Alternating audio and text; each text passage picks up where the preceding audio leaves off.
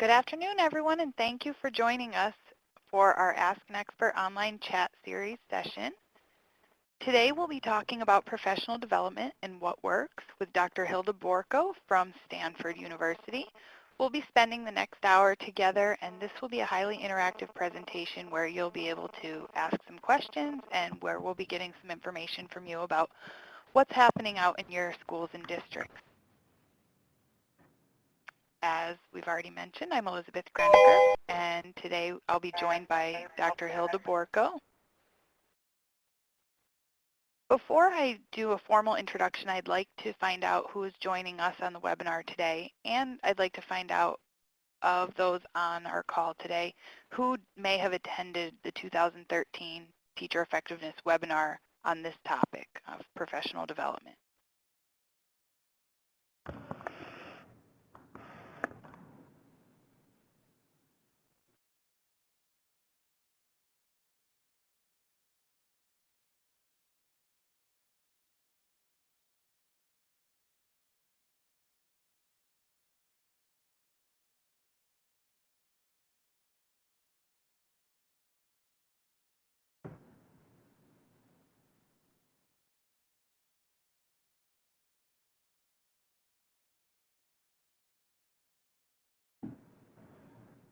Okay, it looks like we have fewer school-based staff today, and we have more state and LEA folks and researchers on the line, some folks in higher ed.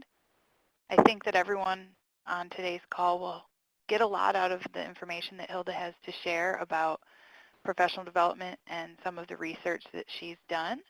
I'm glad to see that we have many new participants today. So you'll just be getting kind of the tip of the iceberg on this topic, and we will encourage you to, if you're interested in the research Hilda has done, you can go to the full presentation at the REL website for the original presentation that she conducted last year.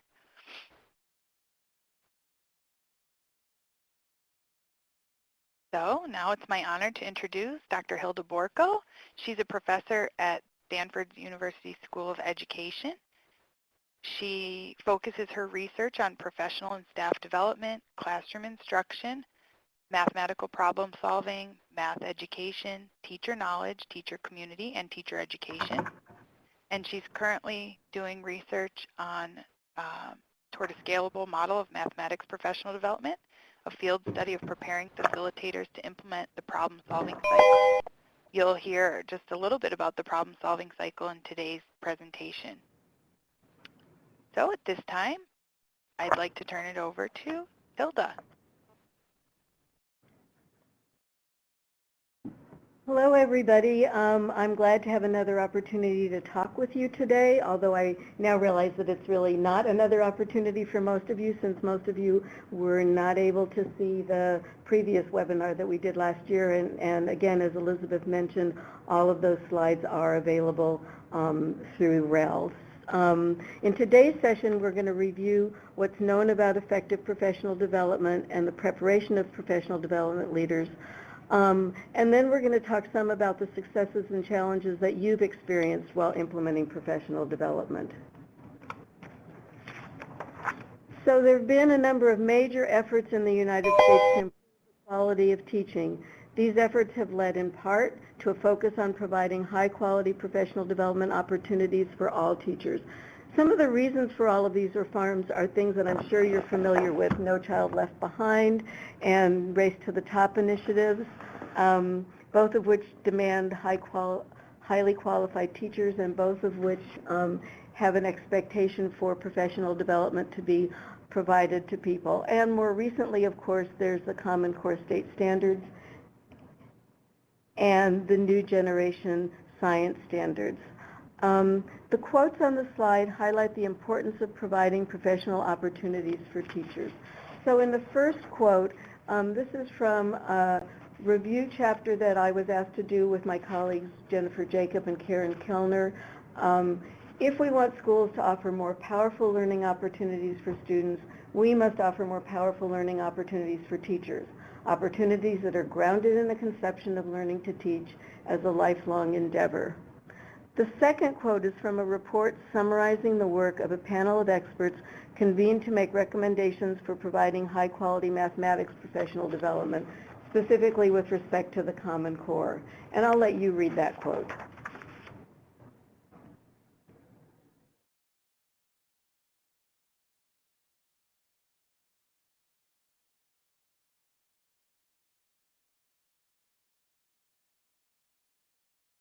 So now referring to that synthesis of professional development, effective professional development that I mentioned to you that the quote came from, we found we have two major categories of features of effective professional development, both content features and process features. So with respect to content, probably the main thing is that the professional development be situated in the practice of teaching. In other words, it really is about what teachers do on a day-to-day basis. And the second is that it focuses on students learning. So professional development that focuses on the content that students are learning, what they know about it, what they need to learn about it. And the second set of features are about the process and structure of professional development. Professional development should model instructional practices that are effective instructional practices for teaching in classrooms so that teachers can experience them as learners and then reflect on the effectiveness of the practice based on their own personal experience. Another key feature is that professional development needs to be grounded in a conception of learning as an active process. And that goes for learning by teachers as well as learning by students. So, in other words, teachers should be actively participating in the professional development, not being lectured to or talked to by an outside expert.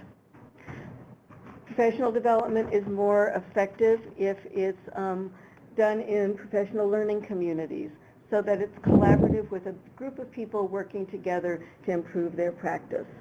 And it's important that the professional development setting be appropriate to the goals. So if the goals are about what you're doing in your own classroom, it makes sense for either the professional development to be held at the schools or for the schools somehow to be brought into the professional development setting. And lastly, and I'm sure this won't be a surprise to people, it's important that professional development be ongoing and sustainable over time, that it not be a one-shot deal where somebody comes in, talks at people or talks to people, and then leaves.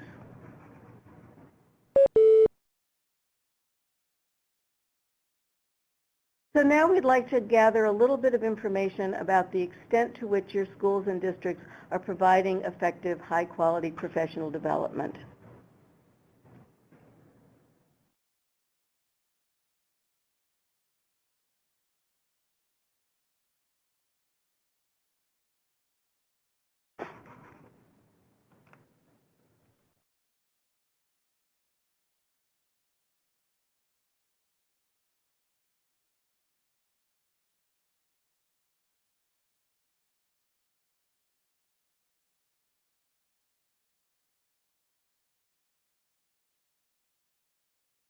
Now, Hilda, it does look like we have quite a wide range of characteristics represented in the schools and districts for the folks on the line. Nice to see that a good number of people are focused on student learning and the content is situated in practice, which are two of the things you highlighted early on. I was just noticing the same thing, Elizabeth, and also noticing that at least about half of the professional development programs model instructional practices that we want to see the teachers be engaged in, that the teachers are actively involved and that teachers are involved as a learning community. So that's great news. We're going to look forward to hearing about some of your successes.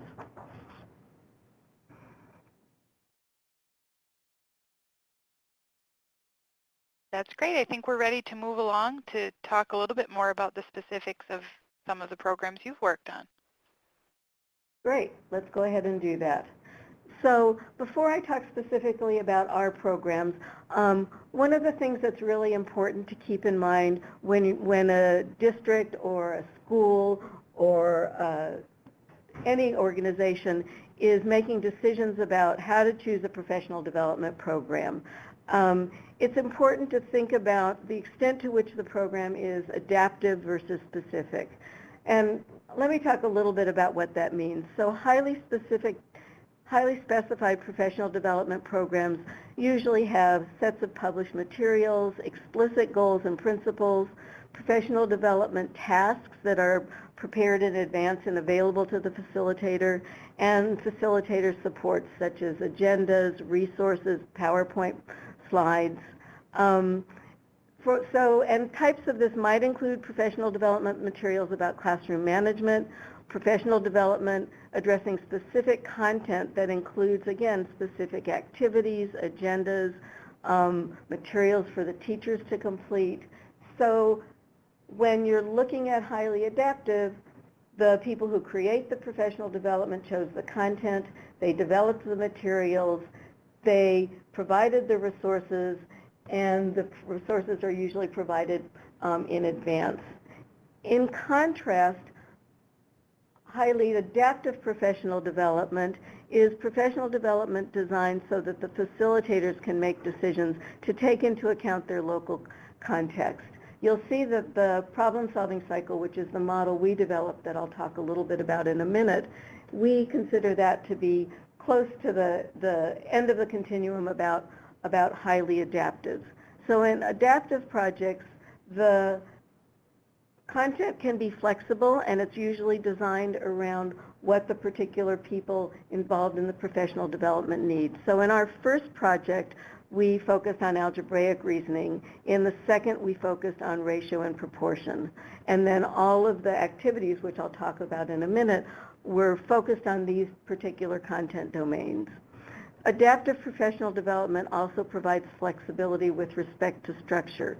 So the goals and resources emerge organically from the group, and workshops can be modified, for example, to fit the blocks of time that are available for professional development. And another feature is that the decisions about both the content and structure can take into account the changing needs of the teachers, the schools, and the district. So now let me tell you a little bit about the problem-solving cycle model that we developed. With my colleagues Karen Kellner and Jennifer Jacobs and many PhD students over the years, we developed a model and did a couple of research projects to look at the effectiveness of the model. We call the model the problem-solving cycle. At its core, it's a series of workshops focused on enhancing teachers' knowledge of mathematics for teaching and their instructional practices. Now, I know a lot of you out today participating aren't specifically involved in mathematics, but I'd like you, as I talk about the program, to think about how it would apply to other content areas, just as easily as it applies to mathematics. So what you see here is a graphic representation of the model. The focus is on teaching with problems. So analogous in other content areas might be science inquiry, using original texts and history as just two examples. We place equal emphasis on the content, in this case mathematics, on understanding and building on student thinking, and on instructional practices for teaching with problems. Video also plays a central role in the professional development workshops, and we use video to bring teachers' practices into the professional development workshops. The model is designed so that each cycle is to be conducted in about a semester's time. In the 2013 presentation, the slides provide a more detailed picture of what happens in each of the workshops, but just to quickly mention it, in workshop one, the teachers come together, they solve problems, and they develop lesson plans for their own students. They then go out and teach the problem to their students, and their lessons are videotaped. The video comes back to the facilitator, and the facilitator selects clips to use in the next two workshops. The first of those workshops will focus primarily on student thinking, secondarily on instruction, and the third workshop, the reverse of that. But of course, as we all know, you can't really separate out student thinking and instructional practices. Now, one thing that's key in these workshops is that we don't use video of an entire class session. We typically use video that's about 3 to 5 minutes in length, and it's meant to be an instance of an aspect of learning and teaching. It's not meant to be used in a coaching type of situation. So for example, if we wanted to focus on student understanding of algebraic reasoning, in that second workshop we would pick a video clip of a small group of students working together on an algebra problem, and then the teachers during the workshop would discuss things like what is the students understand and don't understand, what might a teacher do if she were to walk up or he were to walk up to that group and ask a question or help them get unstuck if they were stuck.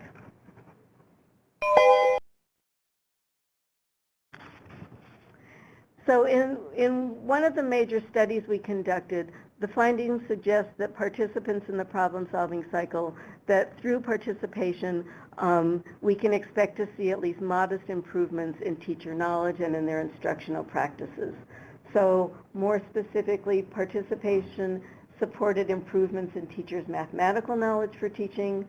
They were also better able to build on their students' ideas and help them work through errors in a conceptual manner.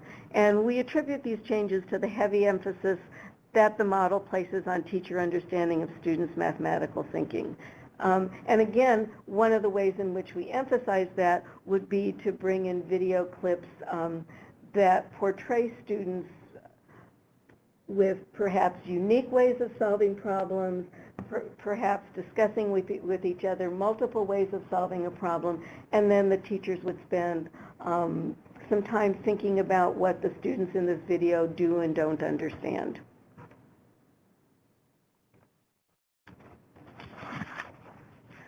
In the second phase of our project, we developed a model for preparing teacher leaders.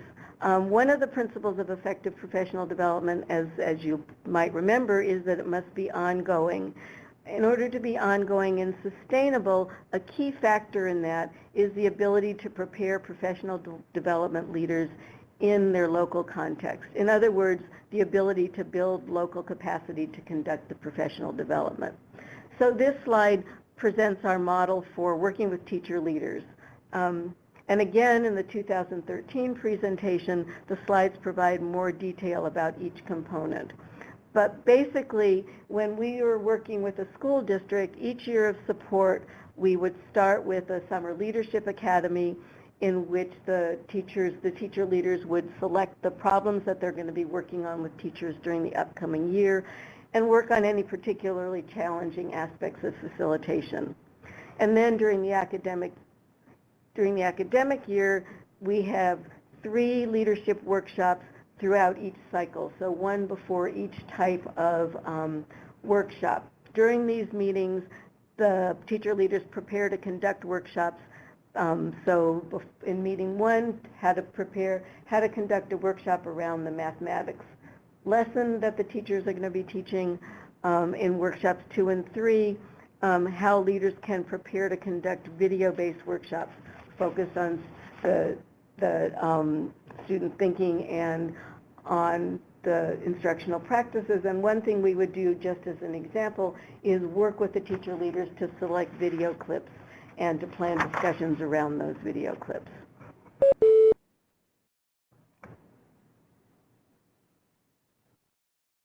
That's wonderful, Hilda. Thank you so much for sharing about those key features of general overall professional development and then some of the specifics related to the PSC model. Right now, we'd like to open it up to the participants, and we would like to hear a little bit about the results you're having with implementation of practices of effective, high-quality professional development in your schools or districts, or maybe schools or districts that you work with. First, we're going to be talking about successes, and a little bit later on, we're going to talk about challenges. But we'll start off on our high notes. What's going well?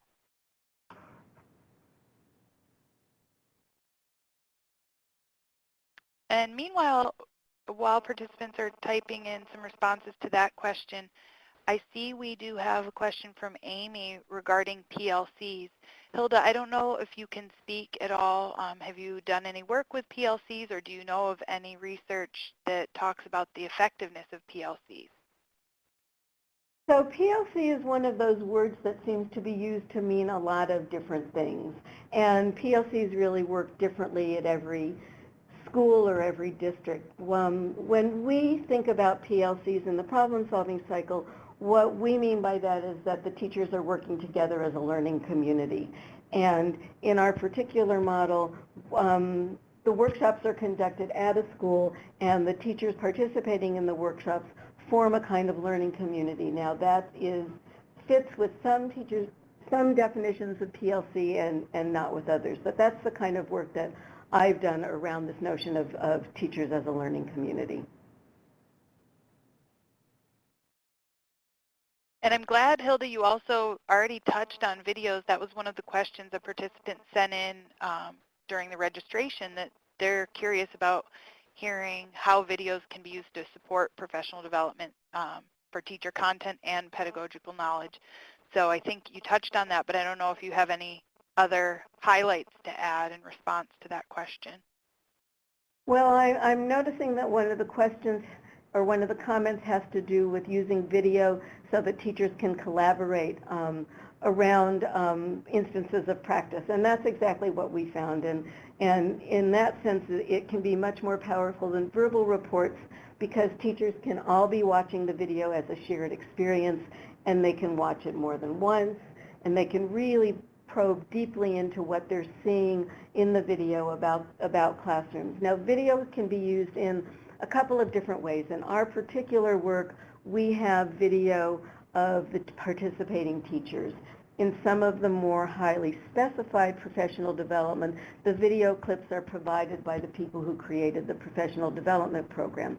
It still has the advantage of teachers collaborating around a particular instance of practice, but now it's no longer practice from their own experience.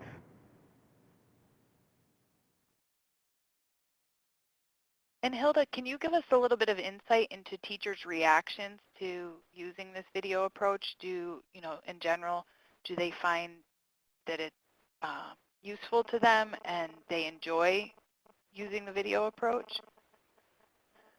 Generally, in the work that we've done, the feedback we get is video is one of the most useful aspects of the professional development.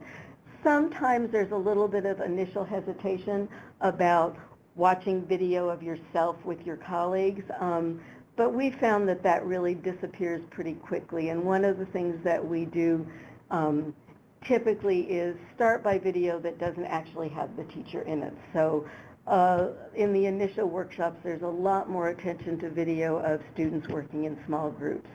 And again, we don't use video in a way that's similar to coaching. So we think of the video clips as an instance of something that we want to explore together. And when we use it that way, we've noticed very little hesitation on teachers' parts. And in fact, some teachers who are initially hesitant to have their classrooms videoed, shortly into the professional development, they decide that they really do want their classrooms to be part of the conversations. That's wonderful to hear. I had a sense that teachers would come around with that. It looks like we have a lot of comments coming in. Two that I'll highlight, Leslie and Cecilia are talking a little bit about having some embedded mentor coaches for several days during the week, and then Cecilia is talking about ongoing support, intensive and content-based. So those comments refer to more of this notion that it's ongoing and sustainable. Can you talk to us a little bit about why that is so important? Well, I think like anything else, you don't learn anything the first time through, and there's many more things than one particular skill or one particular set of understandings that we want to learn as a teacher. So this notion that it be ongoing is critical to that. It also relates to the notion of a professional learning community. Teachers are going to learn the most, at least that's been what we found and other people found, if they work together as a group to improve their own teaching. And again, that has to be ongoing. And the notion of sustainable is really so that the capacity lies within the district or within the school to conduct their own professional development. I don't, at least that's our version and that's our perspective, that capacity building within the schools and districts is really important. I agree with that. And, some of the other comments here signal that that's the case.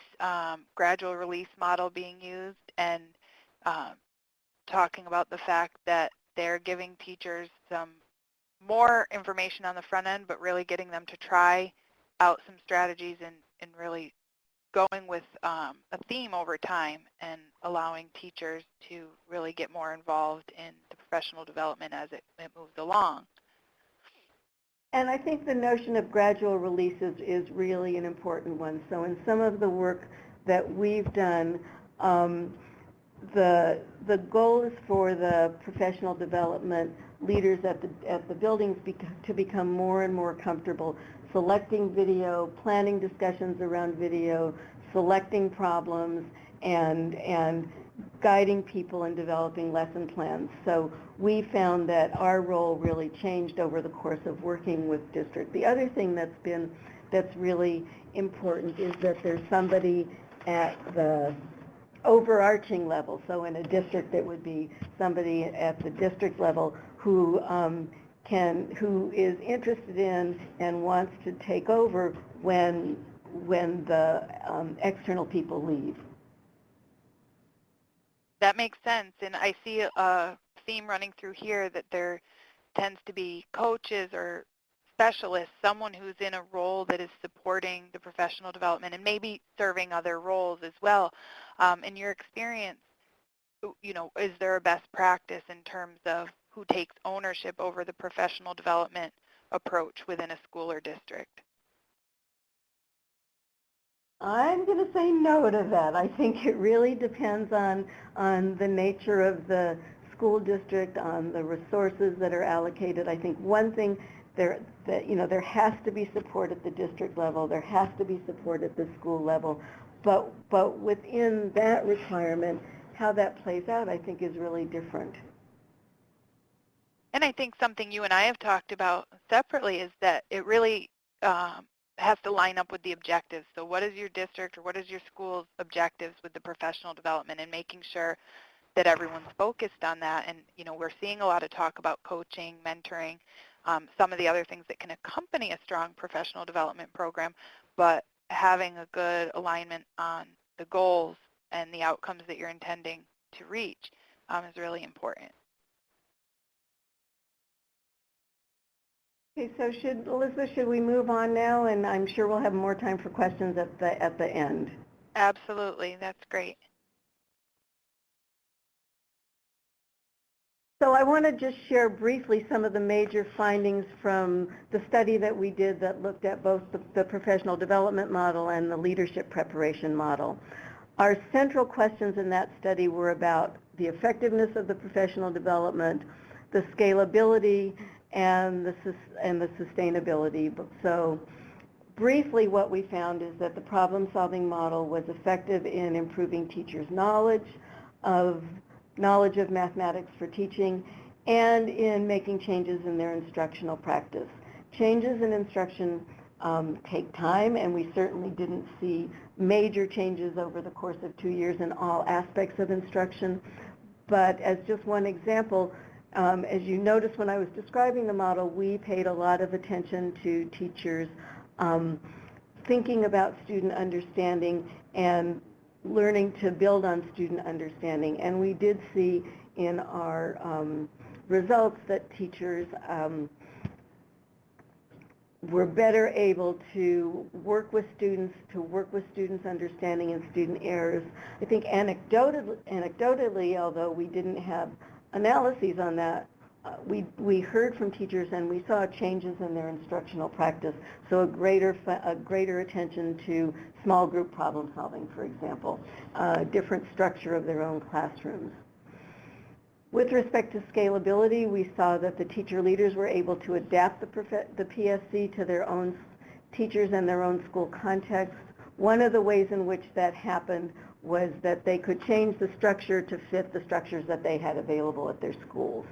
which turns out to be really important given how precious time is at schools and how differently it's arranged at different schools. And the last is sustainability. In the district that we did the in-depth study, the problem-solving cycle was successfully enacted by different teacher leaders, and probably most importantly, that the responsibility for bringing the teacher leaders together and for working with them successfully shifted to the district math coordinator. And because it did, she also was able to bring in new teacher leaders once we had left the situation, either because people wanted to rotate or because there were new teachers. She was also able to bring in new schools that we hadn't worked with initially.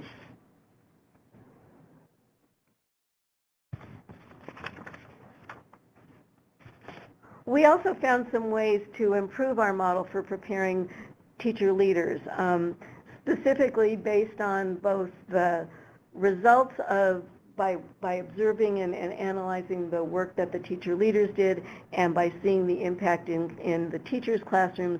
We refined our model for working with teacher leaders. And we focused primarily on the use of video because that's what was probably most unique to our work. And so as we moved along with the model and worked with it in new situations, we found ourselves being more explicit in focusing on several aspects of both planning and conducting video-based conversations.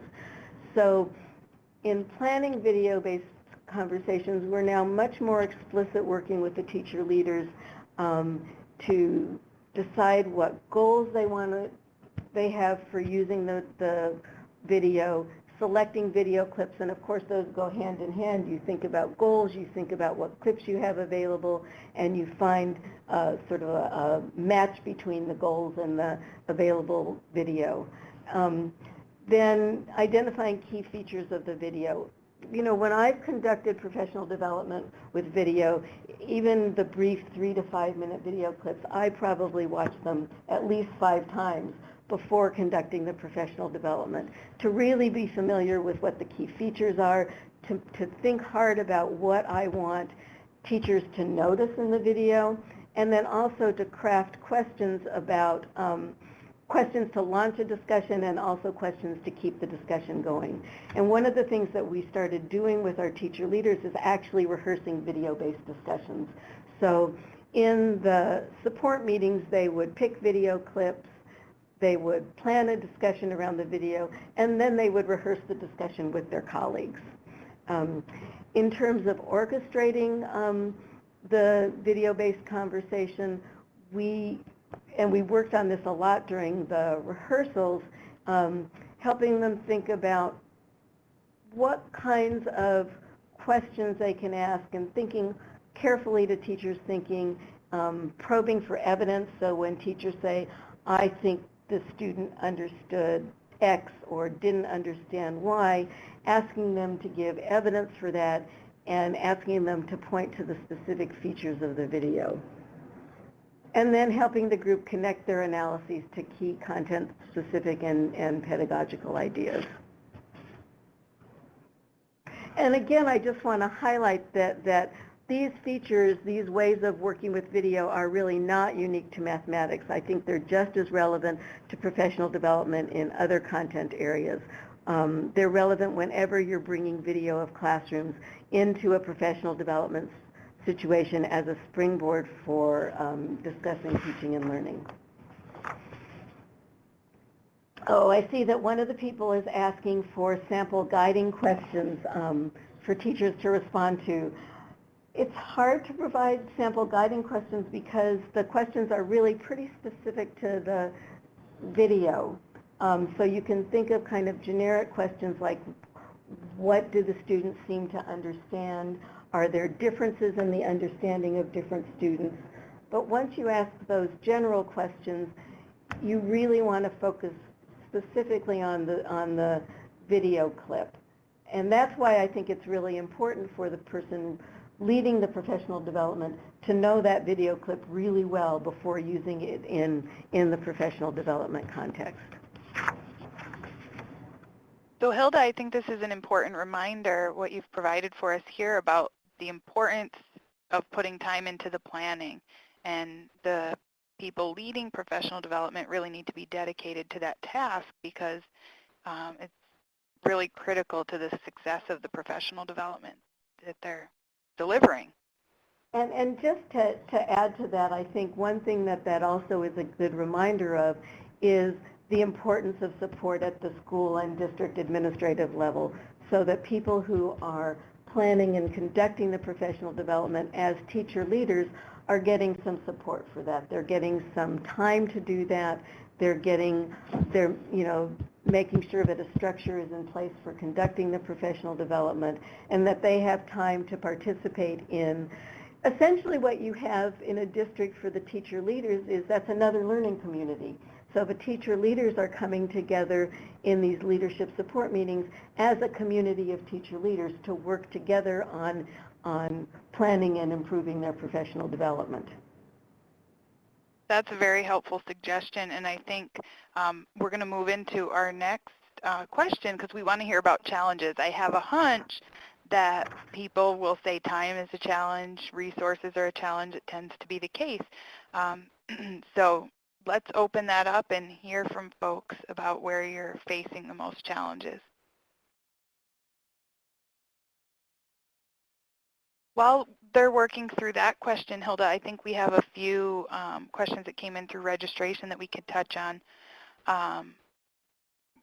One thing that I believe you touched on slightly in today's presentation already, and in your larger presentation last year, was the comparison between the content-specific PD and generic PD. And you've talked a bit today about how your study was related to math professional development, but that it could be applied across content areas. Can you give us any more insight on maybe some of the differences between content-specific or generic professional development? So I guess one of the things that a caveat that I want to offer is that there have not been a lot of studies that are directly comparing different forms of professional development, different models. And part of it is that would just be a really hard study to design in order to get everything equal enough that you could actually make that comparison. The feedback that we get typically, and again, this is more anecdotal than based in strong research, is that people find content-specific professional development more useful than generic professional development. And what research has been done looking across professional development programs, the content specificity seems to be really important to people. That's great. We have a couple comments related to some of the challenges people are facing are that it's difficult to identify the critical teaching behaviors that will lead to the student outcomes we're looking for, and how to ensure that if teachers receive professional development on these teaching behaviors, how do we ensure that that is being carried out in the classroom? Do you have any insight on that challenge? So the notion of which teacher actions and which teacher practices are more effective kind of brings you into a whole other body of research literature, probably more than it makes sense to try to get into now. I think there are some literatures on effective instructional practices.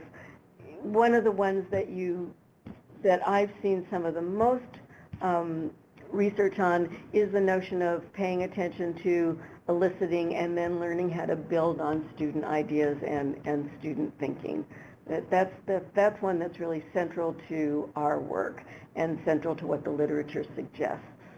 I saw another question about sort of managing video, that it can be cumbersome to store video, to access video, and I think that the good news is that that's becoming easier and easier. And the good news is that storing of digital video is much easier than when we originally started our work. We were storing cassettes and we were storing CDs, and that does get to be cumbersome, and then you don't have nearly the access and the flexibility. In some of our more recent work, we've been exploring things like flip cams and iPhones. I have colleagues that have been working with iPads. I think those ways of gathering video make it easier to do. The quality isn't yet where we would like it to be, but I think it's really increasing just at a really fast rate. Certainly, technology helps with that. Another common theme I see here is that people are concerned about how to differentiate professional development based on varied needs that teachers may have, teachers who may have more experience versus teachers who are new to the profession, maybe teachers who are new to a content area, new to a grade level, that type of thing. In what ways do you feel that there are some strategies to differentiate professional development within a school? I think that there are times when you do want to differentiate and work differently with the induction teachers and with the very experienced teachers. I think there are also times where it makes sense to have all teachers in a school work together. So it's really a matter of thinking about not getting stuck in one structure, but thinking about what structures you can put in place and then using each structure to its own advantage. So what we found with the problem-solving cycle is that teachers with any amount of experience can benefit from that, and there's a real value to teachers working together as a community. Every teacher will take something a little bit different out of the particular sessions, but they all take something out. The other thing that we've noticed, and our work has primarily been in middle schools, is that you can take the same mathematics task and teachers of algebra will be able to use that task in a way that's relevant to their students and to their curriculum, and teachers in a 6th grade math class will also be able to find something about that problem that they can highlight with their students.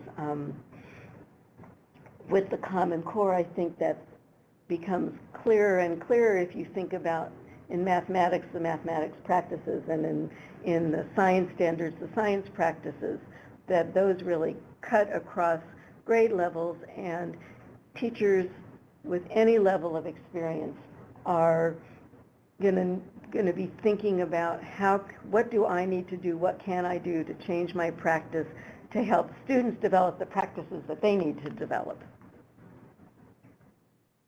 That's helpful. I want to touch on one more challenge that was mentioned here, and it aligns with a question that we've received quite a few times in the registration. Chris talks about teachers being present, physically present at PD, but their minds tend to be in 100 other places. I think, this is part of the reason we're seeing an upshot of online professional development opportunities, because we're finding that maybe having teachers physically present isn't the best way for them to learn. Can you talk about, or maybe there isn't much out there, to tell us about, the effectiveness of either face-to-face versus online professional development opportunities? So I'm going to address another question before we come back to that, and that is, I think that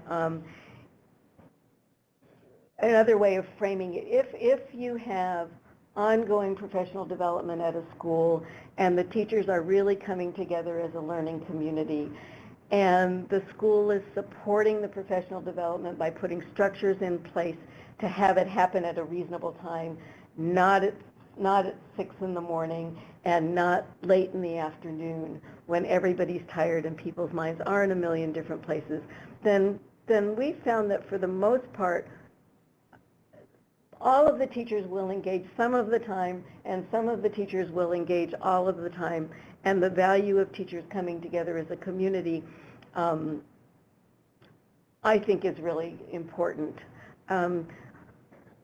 With respect to the online professional development, nobody's really that I know of tried to compare face-to-face to online professional development, so we don't have research that looks at which is better. And basically, there's not a lot of research out there about online professional development. You can clearly think of advantages like it's asynchronous. People can do it when they want. They can find particular features or particular skills, particular content that they feel is related to their needs and interests. I think it's just really there's trade-offs. There's some value to online environment. There's some value to the face-to-face, and I think more and more, my prediction is that we're going to see hybrid professional development, so that there are times when teachers work together, and there are times when the teachers would then work in the online environment. That makes sense, and I'm seeing a response to that comment, that's resonating with folks, that there's actually some strategies that are being taken in a few districts. I like what Laura mentions about her district, writing it right into their contract that teachers not bring phones and laptops. I think maybe others on this call will jump on that idea. I'm going to move. Go right ahead, Hilda. One other thing about that, Elizabeth. So in order for that to work, what that also says is that the local district at the district level is supporting the professional development. So the district is providing a structure and providing time and presumably providing resources so that it's reasonable for them to make that demand and have that expectation about teachers. Very true. What we'd like to do now is move along to a final question for all of you, and then we'll spend a few of the last minutes allowing you to ask any remaining questions you might have for Hilda.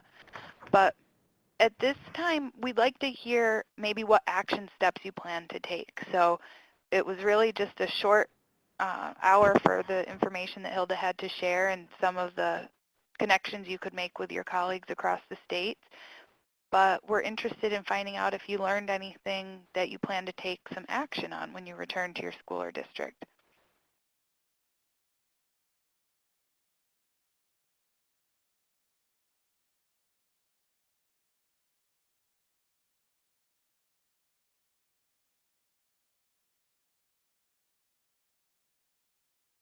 So as people are typing, I've noticed that there's one person, David mentioned a study that's been done by the Department of Ed comparing online and face-to-face professional development.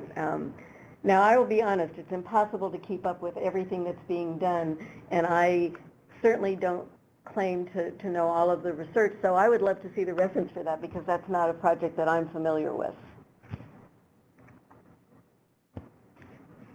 And on that note, Hilda, I know that folks are always interested in finding out about what resources you may recommend or consider to be worthwhile.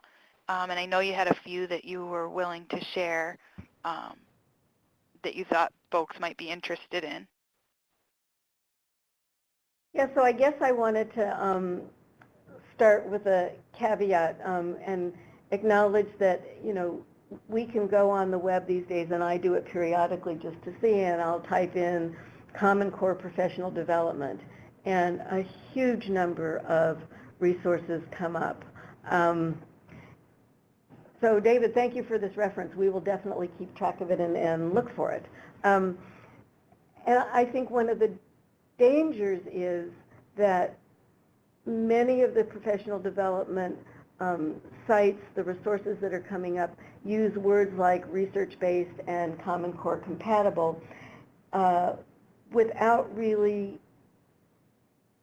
deeply being grounded in research and deeply being connected to the Common Core. So I think it's actually a really good question to ask, how do I pick resources and how do I know if resources are good resources? We're going to include the names of a couple of not specific resources, but organizations that have been doing quality professional development for a while that I think are trusted resources. WestEd is one, Lawrence Hall of Science is one, EDC is one, Turk is one. I tend to know more about math and science. I recently got something about from Facing History that they just conducted a study that looked at the effectiveness of their program. So that would be another resource that's been around for a while. I would say look for some history in a professional development program or a professional development resource if you're choosing one.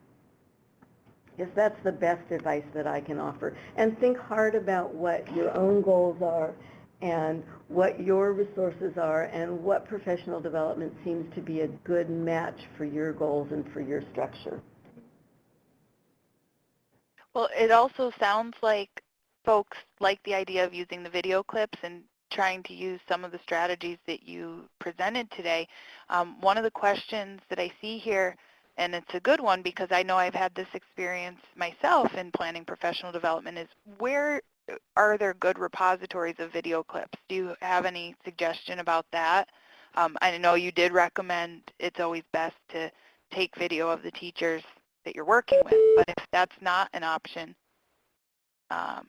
is there a place that people can go for video clips? And actually, I don't want to say that it's always best to take video from the teachers you're working with. We've found it to be very successful. One of the challenges is the quality of the video. And another challenge is if teachers want to work on a specific instructional practice or look at a specific aspect of student learning, when you're using video from your own teachers, what you have is what you have. And a particular instructional strategy may not have been captured in the set of videos. We found video of the teachers in the professional development to be very effective. I don't think it's the only one. Repositories. I think you almost have to just go online and look and try to find some. Teaching Channel is putting up a lot of video. National Council for Teachers of Mathematics has various sites. Some sites that are specific to the Common Core are collecting video clips that are publicly available. I think one needs to take some time and just go out looking because the resources actually change very frequently in terms of what's available and whether it's really open source or whether it has some, I don't want to say strings attached, but some of it's open source and then you find out that there are constraints. Right. Yeah, that's important to make sure that you note that. Okay, well, we're going to move on. We're wrapping up our time together, and I want to make sure that we have an opportunity for one last set of questions. We'll pop up another Q&A box here, and this is your time, participants. If you have any lingering questions and something you'd like to ask Hilda, here's your opportunity.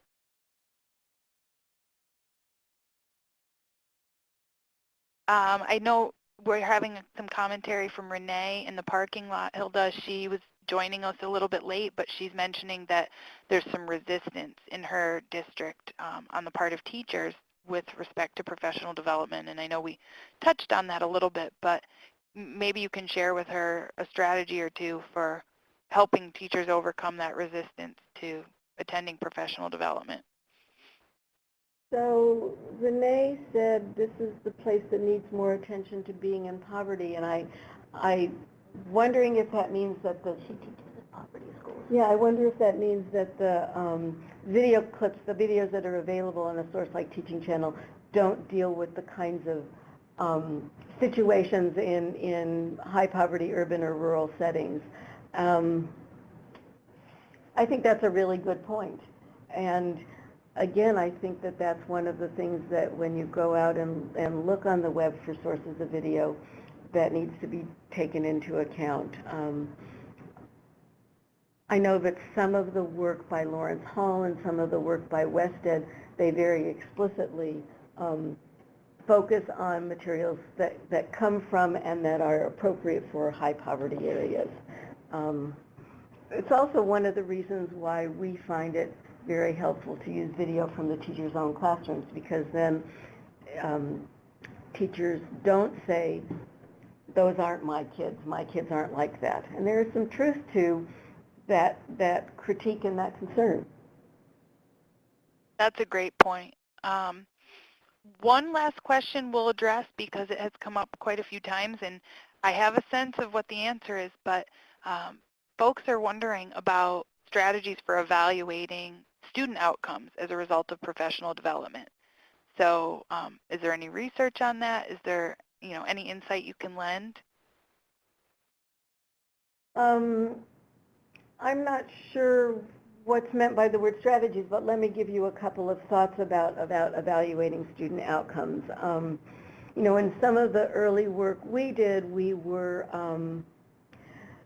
there's always a push to show achievement gains with respect to state assessments. And unfortunately, historically, some of the state assessments have not focused on the kind of deep conceptual learning that is the focus of our model of professional development.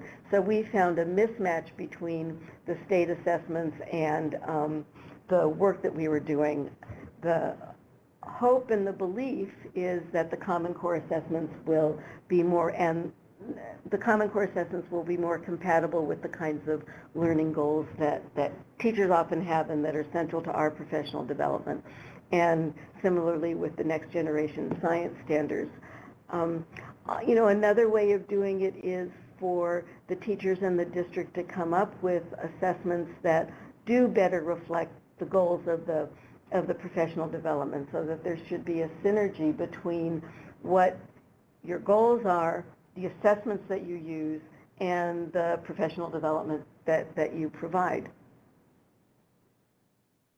And I think that's a good place to close out. I see that several folks are sharing some video resources in our parking lot, so that's another great place to check out some resources your colleagues have suggested. You'll see here the website for the Problem-Solving Cycle project at Stanford. You will find here my contact information as well as Hilda's if you do have any questions about today's topic or the other Ask an Expert series, webinars in our series, as well as the Teacher Effectiveness series we're currently conducting.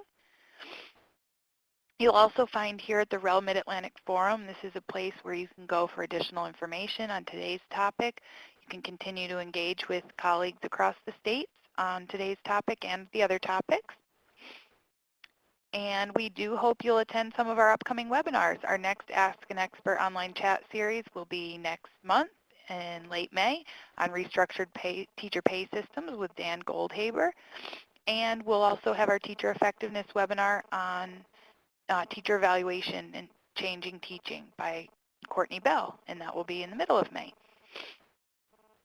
We hope you'll take some time to complete our survey today, and we do value your feedback. We want to make sure that this series is meeting your needs, and the evaluation gives us the opportunity to hear your feedback. At this time, we'll be ending the webinar, and I'd like to give a virtual round of applause to Dr. Hilda Borko and thank her for her time and expertise today. My pleasure. I enjoyed talking with people and the chance to interact.